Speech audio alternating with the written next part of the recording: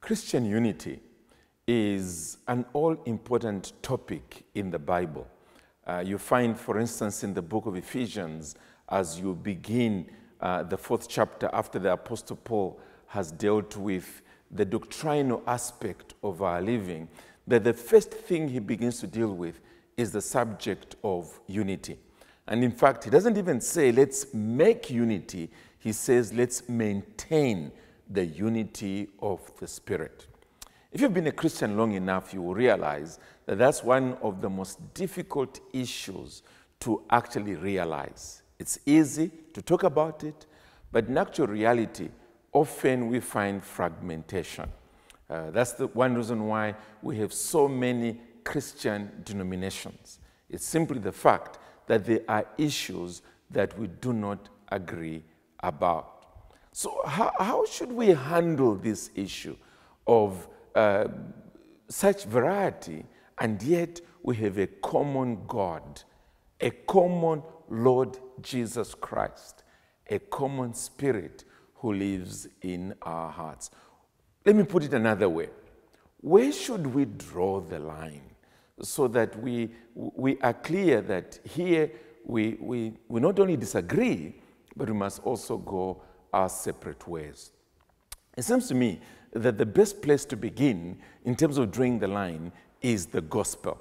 Because you see, Christianity is primarily about saving sinners from sin and from hell, and consequently turning them into true worshippers of the living God. And the means by which that is done is the gospel. Therefore, if we do not agree on what Jesus Christ has done in order to save sinners from hell, then clearly we are not both Christians. One category must be Christian, the other isn't. And because of that, we must agree, not only to disagree, but we must agree to part ways as well. So our understanding of the way of salvation is crucial. But then we need to go one step further, because once we are agreed on the gospel, we shall soon discover that there are still other areas in which we don't agree. And the reason is quite simple.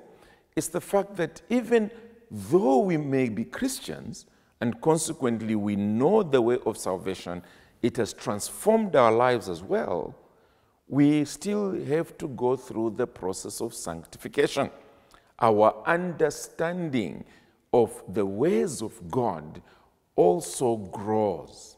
And because we are never perfect, even our minds are never perfect, there will be areas that we will still not see eye to eye. An obvious example I can think about is baptism, because here is one topic that divides good brethren. I'm sure you know what I mean by that. You have the Baptists who believe in the baptism of disciples, only those that have genuinely repented and believed. And then you have pedo-Baptists who believe that even infants who belong to the families that are Christian should be baptized as part of being in the covenant community. Well, here is a difference that will go on until Jesus Christ comes. How do we handle topics like this? It is sad when those who are genuine believers over a topic like this should be so angry in dealing with this matter that they even swear to have nothing to do with each other. Now, clearly, that's wrong. We mustn't chop off our heads over a topic like this, because it is not essential to salvation.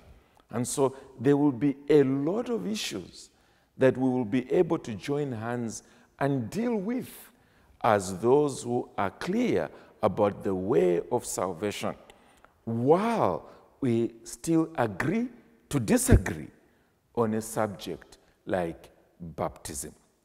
There are a lot of other topics that are in that category.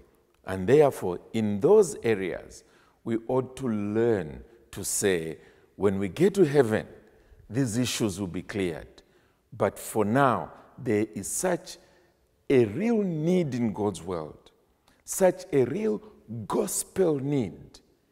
Let's join hands and do gospel work together.